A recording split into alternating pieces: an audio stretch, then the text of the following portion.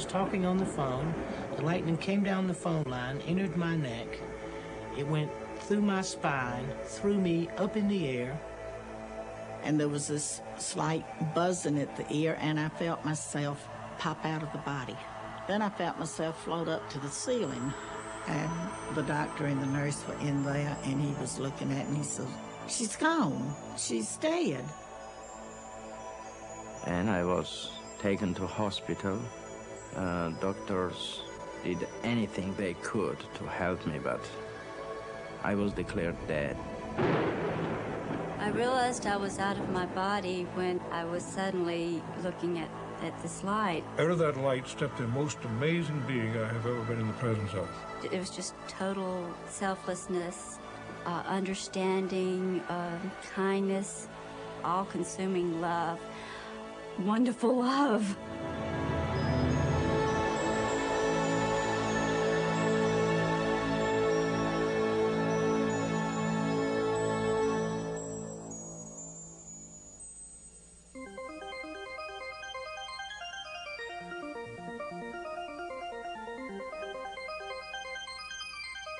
After a time and this light,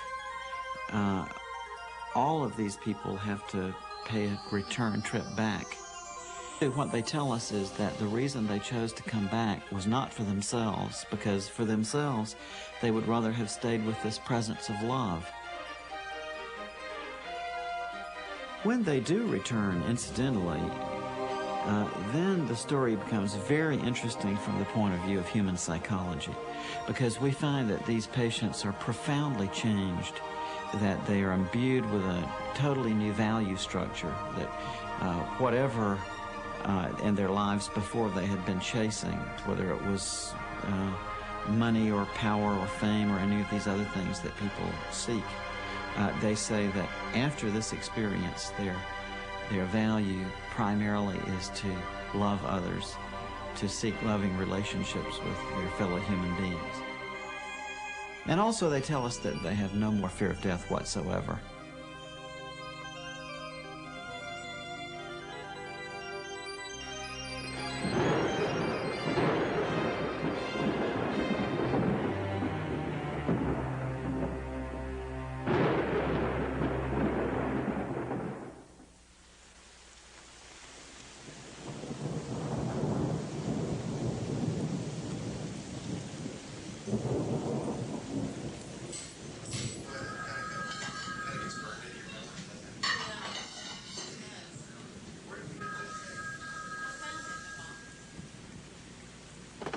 Hello? Oh, hey, Mom. How are you? Oh, no. What's the matter? What's happened to him? Oh, no. Oh, no. I was shocked when I got that phone call. One that nobody ever wants or ever really expects to get. There's just so many feelings that I really want to share. I just want to be there. Okay. Okay, well,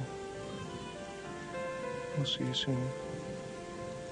Mom, I love you. My dad was fighting for every breath of life, and it didn't look very hopeful. Even though we lived 600 miles apart and only saw each other on holidays, at least we were on the same planet. And we could pick up the phone and say hello. The likelihood of losing all that seemed almost impossible to grasp.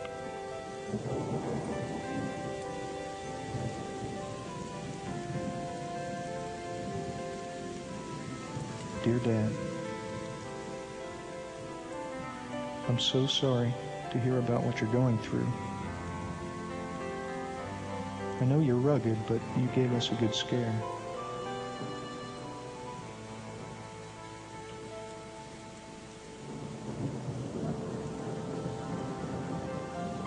Dear Dad, I'm writing you this letter because I don't know if I'll ever see you again, yet I have so much I want to say. Dad, do you remember several years ago when I was still grieving over the death of Suzanne? I found a great deal of comfort in some books I was reading about dying. It was at that time that I met a doctor of psychiatry, a researcher named Dr. Raymond Moody. I'm sending a copy of a book that he wrote, which was a great deal of help to me then. Dr. Moody has observed a pattern that occurs in people the world over, regardless of their culture or religion. As a matter of fact, the prior religious beliefs or background of the person doesn't seem to have much to do with whether or not they have an experience and even the content of the experience. We've even had people who say that prior to their experience they were atheists or agnostics who have very beautiful and full-blown near-death experiences. Really? And do they remain atheist and agnostic? Not at all. Once they come back, they tell us that they're totally transformed and they have no more doubt whatsoever that there is a God and that there is a life after death. It's about his research on the stories of people who have approached death, many of whom actually had the experience of dying and then were revived and lived to tell about it. What happened is I felt like I'd been hit by a train. But what had happened was I was talking on the phone, holding the telephone like this. The lightning came down the phone line, entered my neck. It went through my spine, threw me up in the air. As it threw me in the air, it knocked me out of my shoes and welded the nails in the heels of my shoes to the nails in the floor, which is how I was grounded and I didn't explode. Before I shot myself, I measured like we did in CPR to find where the heart was. And that's where I just took the barrel and put it up against my chest and pulled the trigger. I had not responded to treatment. I was getting worse, and the doctor had come to see, and at this point, he says, I've lost her. She's gone. And I thought, well, who's he talking about? But just before this, I had been in terrible pain. I was just hurting so bad, I wanted to get away from it. 15 minutes before I was to be picked up by a Jeep, I was discovered to have a temperature of 106.5, and instead of waiting for the Jeep, the captain in charge of the ward sent me over to X-ray, and the last thing I remember was the captain in charge of the X-ray asking if I thought I could stand up long enough for them to get a picture of my chest. And I remember hearing that X-ray making that peculiar whirring sound and then a click, and I'm told that I collapsed in a heap. This wasn't a typical bee sting because I quickly realized that there was a problem, and I tried to telephone someone for help. The rest of the ranger station was about 3 miles in, and I tried to telephone my boss to send some help, and I fell and went unconscious. And luckily, from what I understand, he drove through. My boss drove through a little while later and noticed that I normally just waved to him as he came by, and I was lying down on the floor, and he called the ambulance. I was a dissident in Soviet Union, and I had an invitation from United States. In 1975, I received this invitation. In 1976, I was given the exit visa, and I was leaving for New York that day, and I was coming to take my passport, and I was ready to fly. My family was already in airport waiting for me. At that time, on sidewalk, I was moved over or run over by car. It was fabricated by KGB. They wanted to kill me and not to let me go. And I was taken to hospital. Doctors did anything they could to help me, but I was declared dead. This is pretty much all over the world. We found this common pattern. They tell us that at this point where their doctor says they are dead, that they may actually hear the physician say, oh my, he's dead, or we've lost her, or something like that. And they say that from their perspective, actually, they still feel very much alive. Indeed, their consciousness is heightened. Wow. And they tell us that they seem to leave their physical bodies. They say that they float up, typically right above the bed in the operating room or the emergency room, and they look down and they can see their own physical bodies lying on the bed down below. I was above my body. I was floating, and there were people around me, except I didn't realize that that person there was me. But then all of a sudden I heard this statement, "He's gone, he's gone." And it was the paramedic making that statement to the driver. At that point, I was standing behind the paramedic. I was watching him work on my body. And suddenly there was commotion beneath me, and then I started noticing all of the people underneath me, and the EMS workers were pushing the stretcher down the hall, and I really wasn't concerned with my body. I was more concerned with, there were a couple of plainclothes policemen over where the guns were, and one of them was wrong about something, and I was trying to tell him that he was wrong. And I could see the soldiers and the nurses and the doctors, but they could not see me. And I went from ward to ward, bed to bed, trying to find a soldier that I thought that looked like me lying in the bed. I was becoming more and more desperate because, as I say, I could see these human beings, but I could not communicate with them. Finally, I went into this little isolated ward room. And sure enough, lying in the bed with the sheet pulled up over the head was this body that I had to recognize as me because it had my fraternity ring on its finger. And there was this slight buzzing at the ear, and I felt myself pop out of the body. I don't know how I came out. I was just suddenly out of the body. And I sat down on the head of the bed a minute to look around. Then I felt myself float up to the ceiling, and I was looking down, and he said, "She's gone." And I couldn't believe it, and I thought, well, who's gone? And I was trying to look down to see. And I felt presences with me. Guardian angels is what they were, but I called them guides. I was suddenly looking at this light that seemed to be in the corner of the room. But the first thing I thought was, where did you come from? And she said, "I've always been here, but you weren't able to see me before."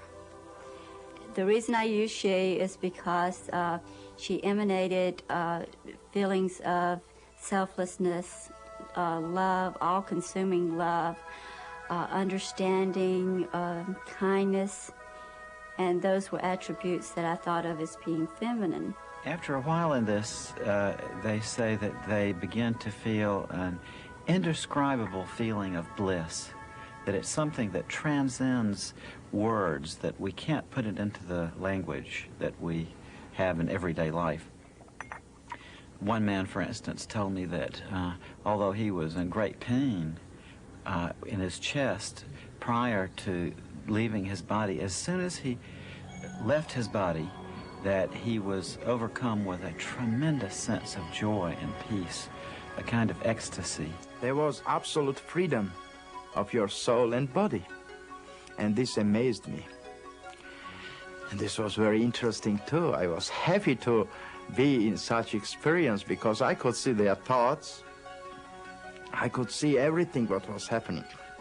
I could smell, I could hear, and I could see their thoughts.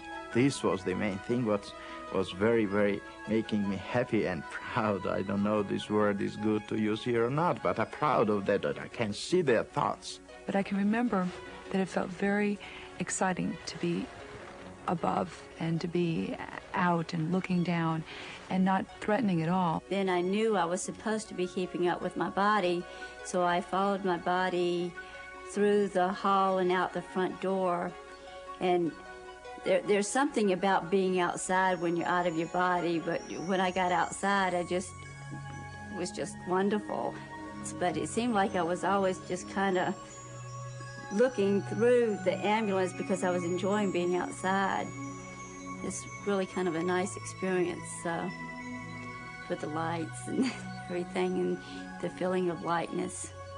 As I have come out, I'm in no pain, but I'm also just free of everything. I'm no one's wife, mother, or daughter. I'm just myself alone. I have the distinct memory of always trying to look at myself and thinking how much better looking I thought I was than that. Because this guy was ugly, he was in trouble, and he had these blue lines all down his face. And I was happy, truly happy, to be away from that body. They could have it. And I did not feel one bit of remorse or sadness, no matter what had happened.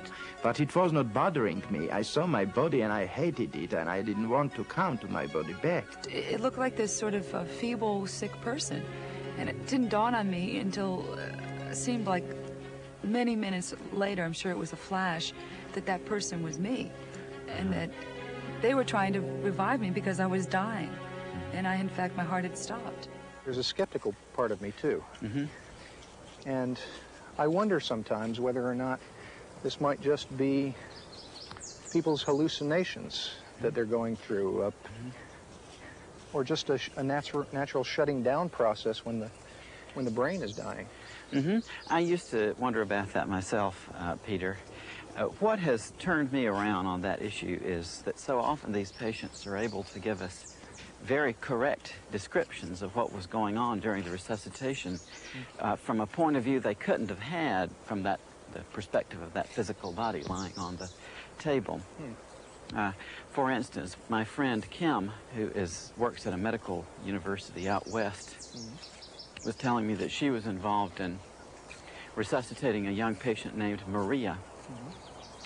And Maria had been believed dead, but was successfully revived. And when she came back to consciousness, my friend Kim happened to be standing there by her bedside. And Maria grabbed onto Kim and said, during the resuscitation, when she was out of her body, she drifted outside of the hospital entirely and saw an old shoe on a ledge on a window outside an upper floor of the hospital.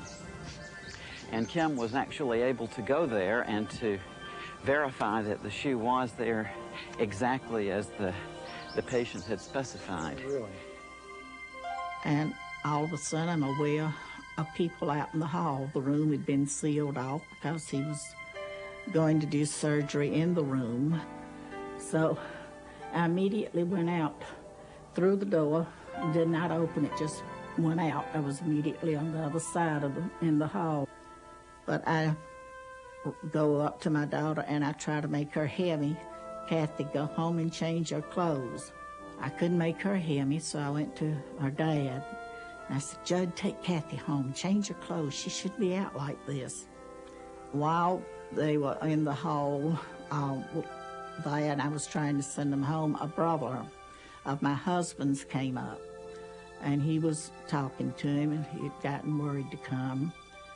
And one of his neighbors was also in the hospital, and he came up and started talking to my brother-in-law, wanting to know what he was doing at the hospital and what he was going to do that weekend. He said, well, it looks like my sister-in-law was going to kick the bucket, and I was planning to go to Athens, but I'll stick around now to be a pallbearer. Later, I was also able to talk to him. He didn't want to admit it, but he did admit that this is what he had said. And I laughed at him because it embarrassed him. It was amazing that I was never leaving my body too. I was everywhere who thought about me, but I was with my body. It means that I was not leaving one part for another. I was everywhere at the same time. I could be in New York, I could be in Longview, Texas. I could be in Moscow, I could be in Tbilisi, Georgia. In any place, there was no distance and time at that time with me. And this time, I'm thinking, I want to see my sister. So I immediately find myself in Rockville, Maryland at her home. And she's getting ready to go grocery shopping. She's wearing a beige suit with a green blouse. She's had to go over the house and look for her keys that she had misplaced, had to find her grocery list. And finally, she walks out her front door to get in her blue Monte Carlo Chevrolet. And I feel there's no need for me to go to the grocery store with her, so I let her go on, and I'm going to pop over then to another sister who lives a few miles away from her. And this other sister had already left home. I was able to determine she had gone grocery shopping herself. So the guides asked me, was I ready to leave this area now? And I agreed, said yes. About 2 weeks after I had this near-death experience, I was in contact with my sisters, and I brought this fact up to her and described, and she said, well, how did you know? I didn't see you. You weren't here. I could communicate with the children, with very little children who couldn't speak and who couldn't walk and who were very little, and just coming from that place where I was going. And this was amazing communication with them, spiritual communication. We never spoke in words. We spoke in mental communication. And she had broken hip, and nobody understood why she was crying so loud. And the doctors and his parents were very concerned about this. And I said, don't cry anyway, nobody will understand why do you cry.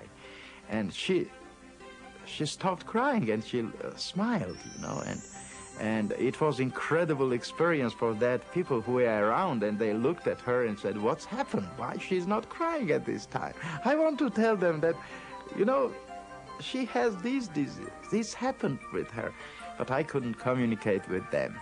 After the third day, when I was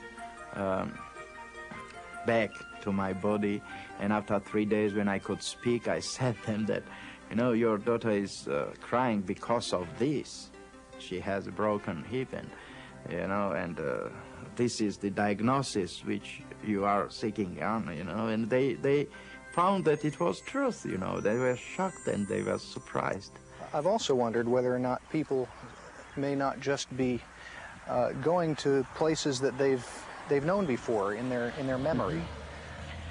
Well, they certainly do that. They do go to places where they have been, but they also fairly frequently end up in places where they didn't know existed on the way. And in one case, that of Dr. George Ritchie, he was actually able to find a place that he had seen in his out-of-body experience. I had left that room, went as far as Vicksburg, Mississippi. Saw a man getting ready to go into a white all-night cafe there on the corner of a street there in Vicksburg, and asked him if he could tell me if I was going in the right direction to get to Richmond. And this man acted the same way that a ward boy had in the corridor that I passed as I was going out of the hospital, like he could neither see me nor hear me. Actually, I walked right through the ward boy going out. But I was so determined to get back to Richmond that never even stopped me. And when this guy couldn't see me, then I realized that there was a vast change. Something was wrong, that these people could neither see nor hear me. The way that I know that it was Vicksburg, Mississippi, because 10 months after this experience, I came back through Vicksburg and recognized the white all-night cafe on the corner. Time and distance, as you and I comprehended in this room, simply does not exist, because simply by wanting to be heading back towards Richmond, apparently I was. And before I tell you about the most adventurous kind of out-of-body traveling, I want you to promise me that you'll come to visit me and say goodbye before you actually leave this world. There are occasional reports from people who experience another dramatic form of traveling, that they actually leave their body, zoom up above the Earth, and travel far into space and see the Earth down below. Dr. Carl Jung, the great Swiss psychiatrist, was an example of this phenomenon when he had his near-death experience in 1944 in a heart attack. At the beginning of 1944, I broke my foot, and this misadventure was followed by a heart attack. Extremely strange things began to happen to me. It seemed to me that I was high up in space. Far below, I saw the globe of the Earth bathed in a gloriously blue light. I saw the deep blue sea and the continents. I could see the snow-covered Himalayas. I knew that I was at the point of departing from the Earth. The sight of the earth from this height was the most glorious thing I had ever seen. After a while in this situation, though, they've become to realize that although they can see and understand perfectly what's happening, no one else is able to see or hear them. So they seem to undergo a state of turning inward of the sense of identity, if I could call it that. They become aware that this phenomenon they're experiencing has something to do with what we call death. And it's at that point that the more transcendental parts of the near-death experience tend to unfold. I have this pain, and I'm in darkness. I cannot see anything. Then I cannot move hand, then I cannot move my body. And then I understood that I have nothing, but I am. And it scared me. Fear, unknown. Why are all people afraid of darkness? Because they don't know what is in darkness.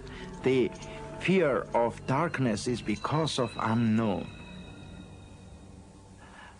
Ununderstandable makes you to be afraid of something. That's why I was afraid too. I was afraid of this darkness. I was afraid of being there. But more afraid was that I was somewhere without my body. But I was. And I was a scientist, you know. I worked on idea of psychology and languages, you know. I learned physics, I learned chemistry, I learned many other physiologies, anatomy, and all it was based on dialectical materialism, historical materialism. And in my idea it was impossible to be somewhere without your body. Where is my main component, my life, my body? You know, I was scared to death, but I was already dead. And that was the amazing feeling, to understand that you are, but you are not, if you think you are. If I think, I thought, I am. But if I am, and if I think, why cannot I think positively what's happening around me?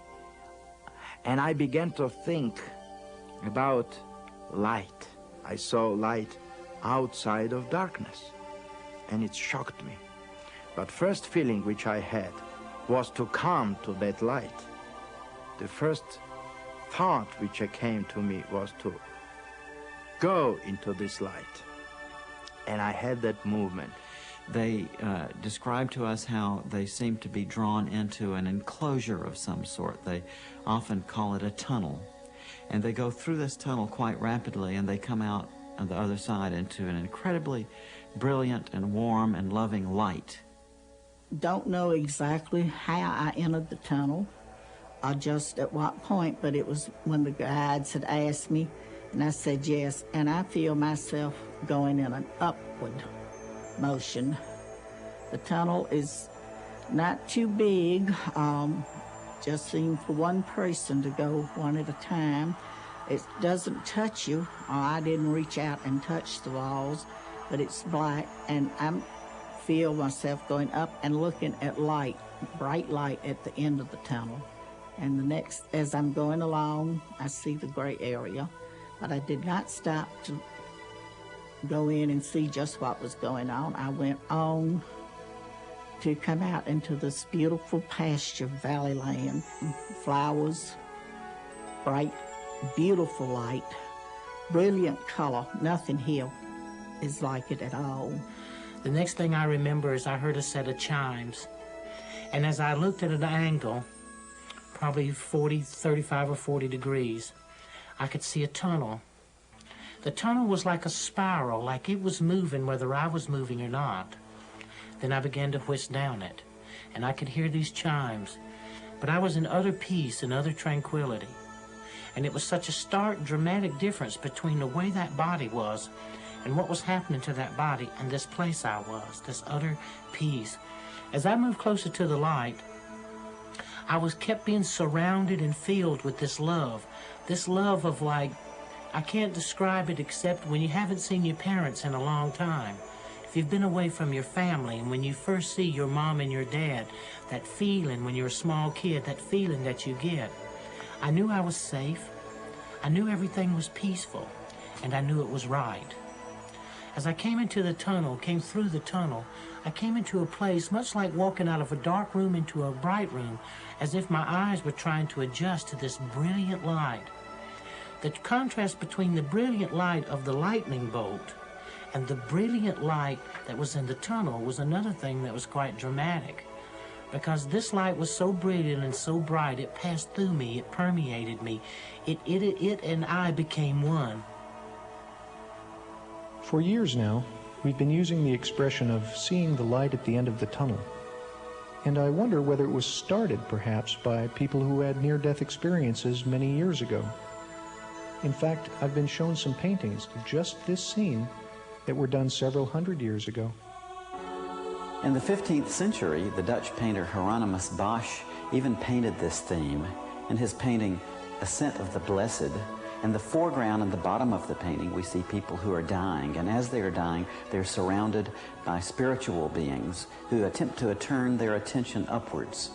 Above them, there's a tunnel which goes off into the distance, and at the end of the tunnel is a very bright light. As these people go through the tunnel, they kneel reverently into the light. So we know then that these experiences have existed among human beings from time immemorial.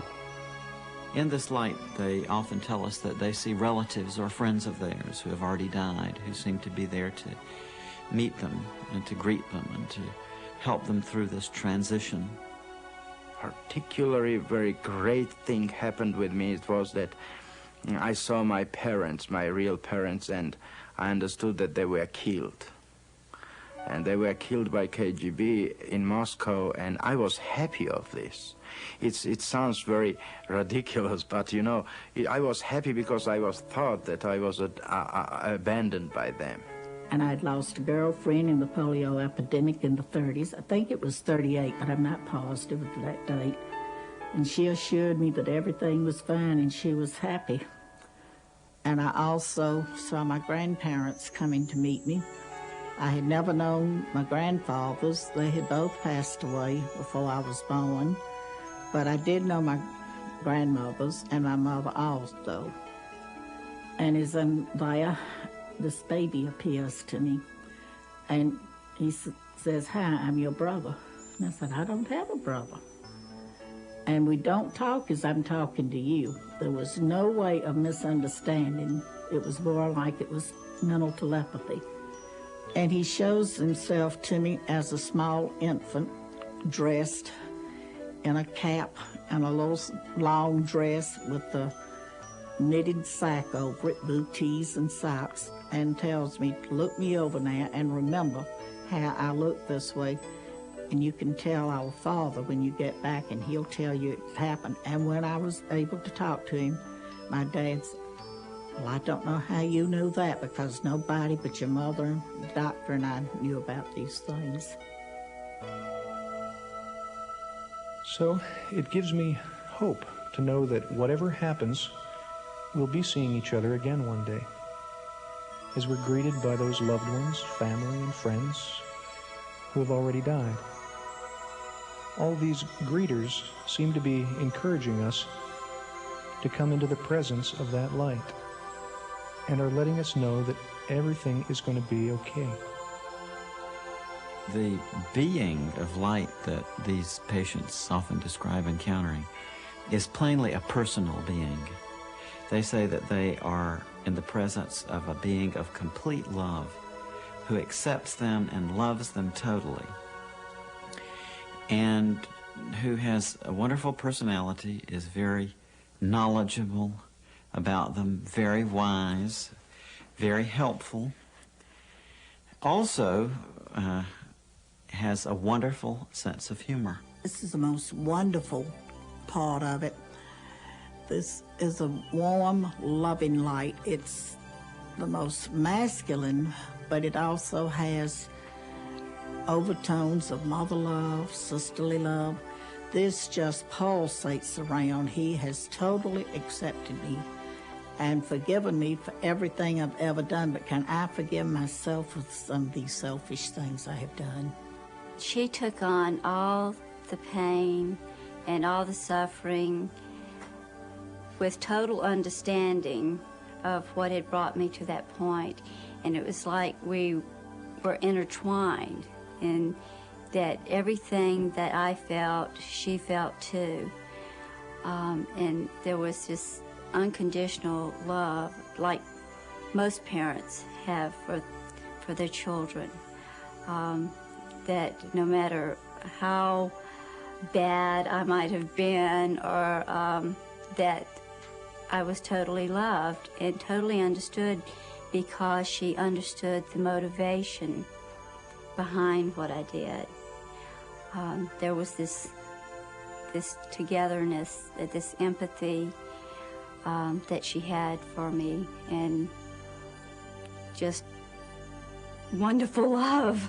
And sitting there wondering what to do next, when suddenly that room became flooded with light. And then three things happened simultaneously, just like that. Something deep inside of the spiritual being sitting on the side of the bed looking at the corpse lying in the bed was told to stand up, you're in the presence of the Son of God. Out of that light stepped the most amazing being I have ever been in the presence of, the most powerfully built male I have ever seen. To my right, I saw a being coming toward me. In those days, I had never heard of the death experience or ever had it described to me, so I had no idea how to relate to it. Since then, I've heard people describe it as God or Jesus or Moses or lots of different names, a great angel. I believe that this being of light was my higher self, the greater part of me, looking at the part of me that just experienced this life. As this being, because this being, I was so comfortable with this being and so assured that only if someone knew themselves and knew the love of God in them, then they could have that same relationship with themselves. And it was as if this being had come to be with me. And now, once being in the presence of a being who knows everything about you, to know that he totally accepts you and totally loves you, I never wanted to leave this being again under any circumstance. Yeah, this is one of the most interesting parts of the near-death experience to me. These patients will tell us that in the closing moments of their life, often in the presence of this being of love who is with them, that they see a panorama before them which consists of every single thing that they've ever done in their lives, from the moment of their birth right through the time of their close call with death. And they say that they see it all simultaneously, not with the events in temporal sequence, but rather all displayed there at once in a way that they find very difficult to describe. As those hospital walls virtually disappeared, and I saw every minute detail of my life, seeing my own cesarean section birth through the 20 years that I had lived, because I was only 20 at the time. With the light, there is this panoramic view of my life. It starts with birth. It continues right on to where we are at this point. All at the same time, I am part of the view, as well as watching it. I am actually doing these things. I guess it's a speeded up version of a camera that just runs double time or something. But I actually had the feelings of what was going on as I saw it, and also standing off to the side and being able to look around and look at the different things that went on at different times in my life. I saw all my life, but it's in that dimension which cannot be described. This was holographical view of being inside of your life, and then being as a viewer, participating the play of theater which happening there. But it is you, and you know that you are this. At Disney World, they have this Kodak ride where you sit in this seat and you go, there's this movie that surrounds you, and it makes you feel like you're a part of the action, and you can even get butterflies when there's a big drop or something. So it was around me in a form to where it was like I was participating, but it was participating in the mind or in thought, but it just seemed like a lifetime of pain happened in just a short period of time. If I had a panoramic view of my life, every feeling, every thought, every action, every deed, all at the same time. The same time. And as it started happening, I began to see how I affected the person that I had the encounter with or the experience, whether it be me personally or whether it be someone else. And then how they were affected, how it was one step removed from us and how they were affected. And believe me, there is nothing hidden in your life. If you imagine this panorama of your life as like a still pond, and each action in your life is like a pebble which you flip into that pond. At the point where that pebble impacts on the surface, you see ripples going out. Right. But he said that as these ripples in this panorama impinge on others, then you can see the secondary effects going off from those people in the form of ripples. I see. So I think it illustrates how tied in we all are to one another in this life, how profoundly our actions and our feelings affect others. And of course, in this life review, we're made aware of that in a very profound way. Yeah. And people say, too, that it's not the events in your life that you would necessarily expect which get reviewed. It's not the big accomplishments, but rather the simple acts of kindness, often things that you would even have forgotten. You will see the things that you did out of your heart, helping an old woman, picking a kid up, helping someone, an action that you take, uncalculated, unthought, just out of goodness of your heart. These things herald through the universe, not your great accomplishments, not what you achieve or what you think has value. The little things have value. And what I had always thought was important and nice things I had done, they didn't even count for anything. It's the little unknown things that you do for one another. And love there is always helping to give others love and helping hand along the way, and at the same time you're benefiting because you're receiving also. And the question was, what have you done with your life to show me? Well, I'm looking around this panoramic view, and I'm hoping that you'll notice some good things, and of course I'm trying to pick the best thing and hoping you won't see some rather embarrassing things that happened to me as a teenager. And I thought, well, I was an Eagle Scout. Immediately came back, that glorified you.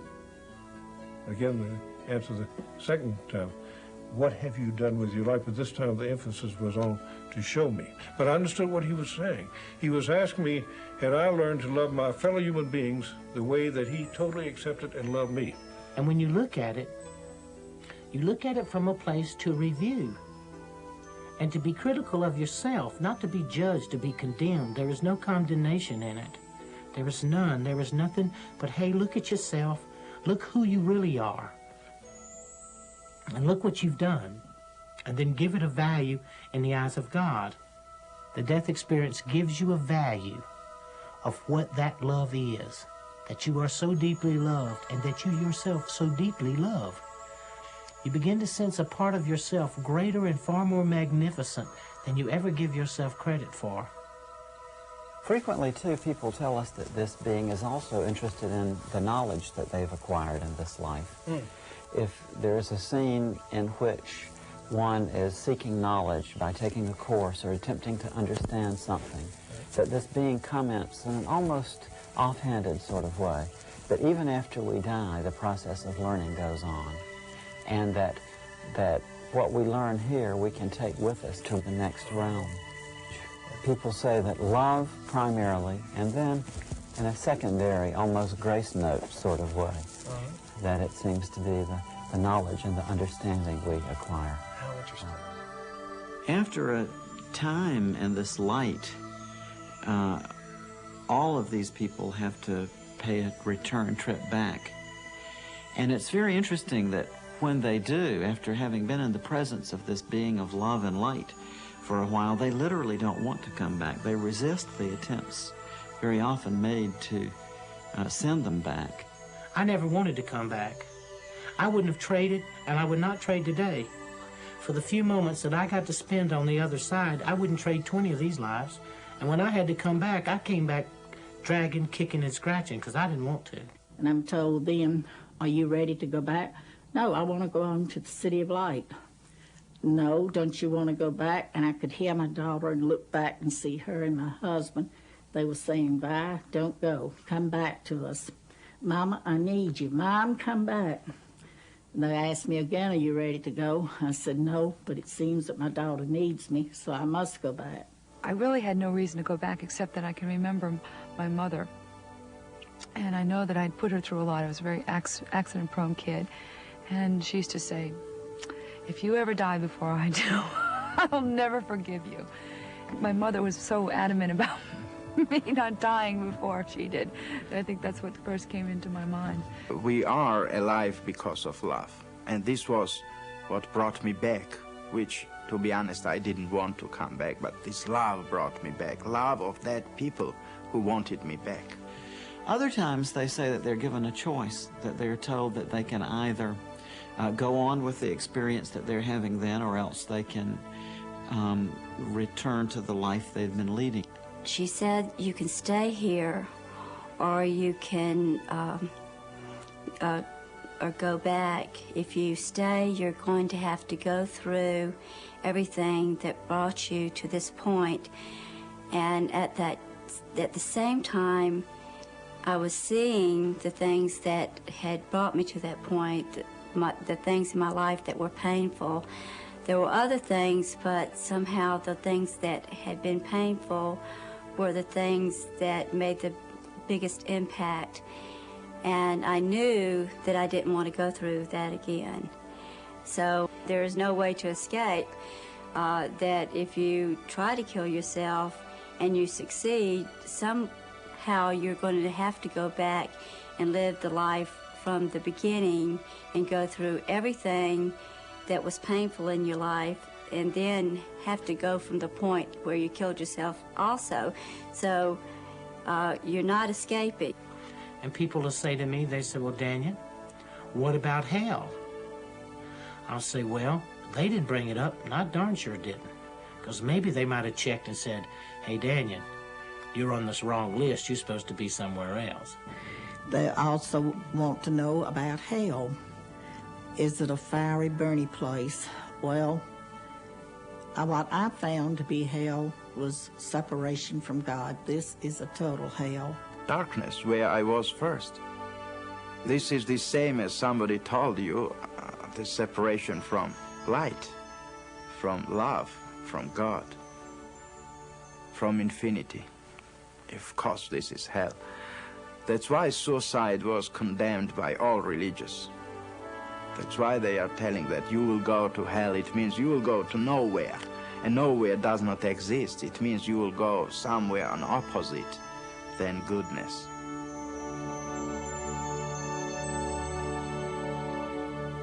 Very often they're told, it's not your time to die yet. You've got things left to accomplish, so you must go back. This weekend I was in morgue, and on Monday I was taken from morgue, washed, and they began autopsy. It was 11 o'clock in the morning. When they opened my abdomen, they took hematoma, and they began this T kind autopsy, and some great power took me with neck, I think that part I can explain, and pushed me down. And I saw this movement down, and then I felt my headache, and I opened eyes. And this was coming back to my body. The next thing that I knew, I was floating over my body in the emergency room, and they were working on me. Then they stopped working on me. They put a sheet over me. They filled out a piece of paper, and they rolled me in a room. And I was lying in that room, and I was hovering above myself, watching myself. Then I heard what would appear to be an elevator door open, and these two guys came in, and they were getting ready to take me someplace. I later found out that that was probably the morgue. Then at that exact moment, I was inside a body again. It was on fire. It was in pain. I could not move. So I started blowing the sheet. And they jerked the sheet off, pushed me back into the emergency room, worked on me and stabilized me. And in the course of the next 7 days, I was completely paralyzed. That it's so touching to me that in the closing moments of their life, that so many people come back reporting that what was most important to them at this time was love, the question of how they had loved their fellow human beings. It had a lot of effects and change in my life. It's made me a more understanding person of others. I know I don't have the right to take my life. didn't want to return, and I would love to go back. Someday I will. And then I hopefully can stay and not have to come back and try again. But I know I cannot take my life and go there. Things would not work out right. But I think I'm a better person by watching for the needs of others and not being always selfish. Oh, I'm still selfish. I'm still a human. But it has changed my way of thinking. How to love other people and how to forgive and to put yourself in the place of other people in order to understand them. And that's something that you have to do in order to love people and in order to love yourself. Because if you hold grudges and you, it hurts you and it hurts the other people, and it's a barrier to love if you can't forgive. You don't necessarily have to forget when people hurt you, but you have to understand them and forgive them. And I think that is the most important thing about love that I've learned, and how to look at how we're alike rather than how we're different. This is the main message which I brought back, that love is what cannot be changed. This is everlasting. And love is with life always together. Love, what keeps this world alive. Love as an eternity. Love as a basic of humankind. And we are alive because of love. I think the most important point about the death experience is that it is orderly. And the fact that small children, all the way to grown people, have similar experiences. And if people could understand that if they would pay more attention to each other and to care and have faith and hope in each other, we could also begin to believe and have faith and hope in the true nature of the love of God. And not God in a religious value, but God in a spiritual value. That through love all things are truly possible.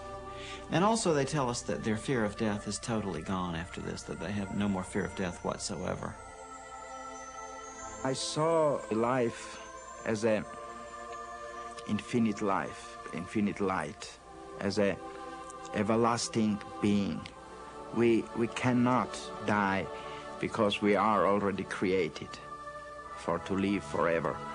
The dimension of spirit is everlasting life. The third thing that I've learned is that life is forever. Death is nothing more or less than a doorway, something you walk through. Death does not exist. Don't be afraid.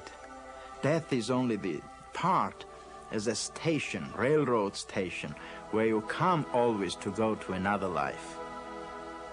I find it very comforting and encouraging to hear from so many people who have explored life beyond physical death that life goes on.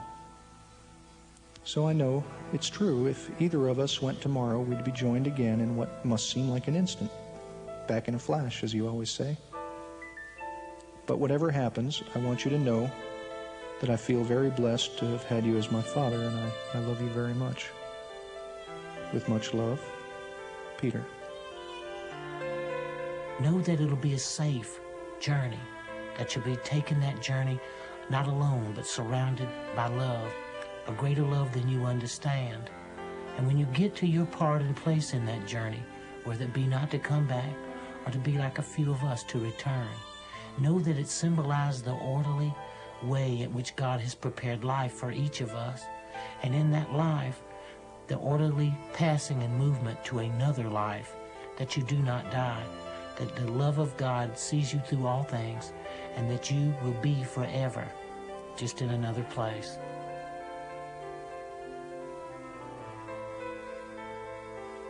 It was about 3 weeks later when we got the phone call. I was told that he died with a smile on his face, and the last words he said were, "The light."